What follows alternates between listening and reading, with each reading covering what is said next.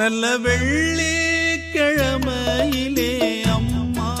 உன் வாசலிலே பாட்டெடுத்தேன் உந்தன் பெருமை சொல்ல வண்ணப்பூ தொடுத்தேன் நீ சூடிக்கொள்ள வாடியம்மா வாழ்த்திடத்தானே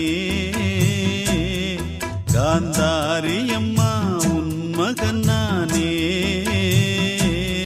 நல்ல வெள்ளிக்கிழமையிலே அம்மா உன் வாசலிலே பாட்டெடுத்தேன்